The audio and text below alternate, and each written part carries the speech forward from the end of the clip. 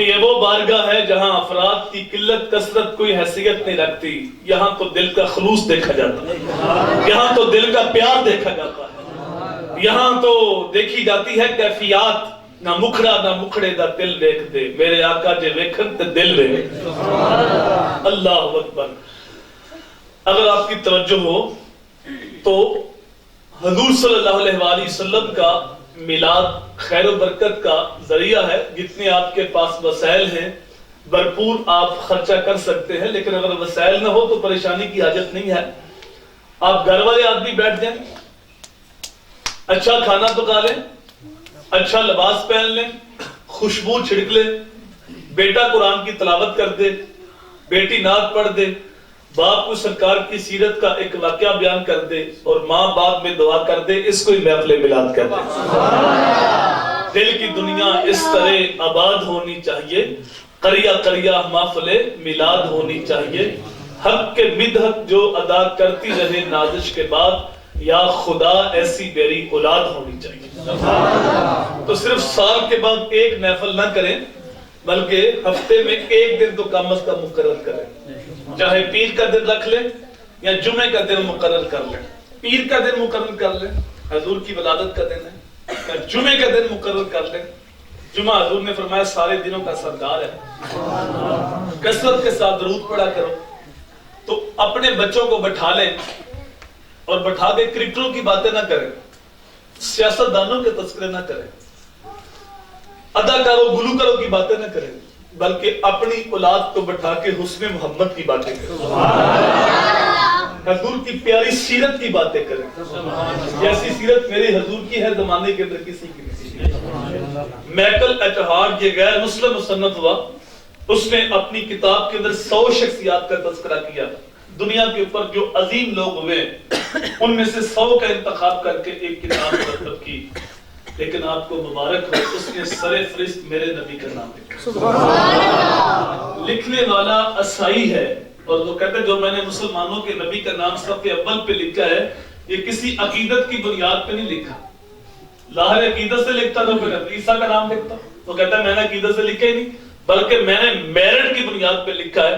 سچی بات یہ ہے پوری دنیا کے اوپر محمد عربی جیسی نہ صورت کسی کی ہے نہ سیرت کسی کی ہے۔ تو اپنی اولاد کو حضور کی سیرت پڑھاؤ، سکھاؤ، بالغ ہونے سے پہلے کالج بھیجنے سے پہلے جو فرض علوم ہیں وہ اپنی اولاد کو لازمی سکھایا کرو۔ اور پھر اگر یہ محافل ہر روز ہم کریں، رات گئے تک کریں، اچھی بات ہے، لیکن یہ محافل مستحب ہے۔ کیا ہے؟ بولیے ذرا کیا ہے؟ مستحب سے اوپر ہے سنت، اور اس کے آگے ہے واجب، اور اس کے آگے ہے فرض۔ اگر ہم فرض کی پرواہ نہ کریں اور مستحب پہ زور دیں تو اللہ کے نبی راضی نہیں ہوں۔ فرض کی اہمیت اپنی ہے، واجب کی اپنی ہے، سنت کی اپنی ہے، اور مستحب کی اپنی ہے۔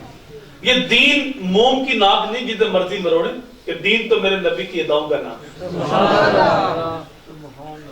نماز اتنی محبوب تھی میرے حضور کو، جب نماز کا وقت ہوتا تو یہ نہ کہتے اذان کہو، بلکہ فرماتے ارہنا یا بلال، ارہنا یا بلال، بلال اٹھو ہمارے دل کو راحت پہنچاتا۔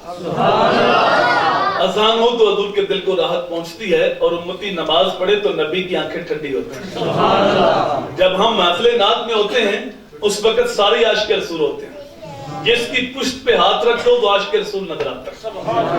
چونکہ عشق رسول کی سندیں آج کل جو بانٹتے ہیں یہ نقیب محفل بانٹتے ہیں یا ثنا خان بانٹتے ہیں، ثنا خان کہہ لیں یا ثنا خون کہہ لیں، تو وہ سندیں بانٹتے ہیں کہ جو ہاتھ کھڑے کر کے پڑھ لے اس کو عاشق رسول کہہ دیا، اور جس نے نوٹ زیادہ پھینک دی اس کو عاشق رسول کہہ دیا، تو یا جس نے 2 دیکھے دے دی اس کو عاشق رسول کہہ دیا۔ اس کا کردار کیا ہے، نبی کے ساتھ ربط کیا ہے، اور فرض واجب کی پرواہ، حلال حرام کی تمیز ہے کہ نہیں، اس سے کوئی سروکار نہیں۔ جب اس کے لیے دوڑ لگ گئی۔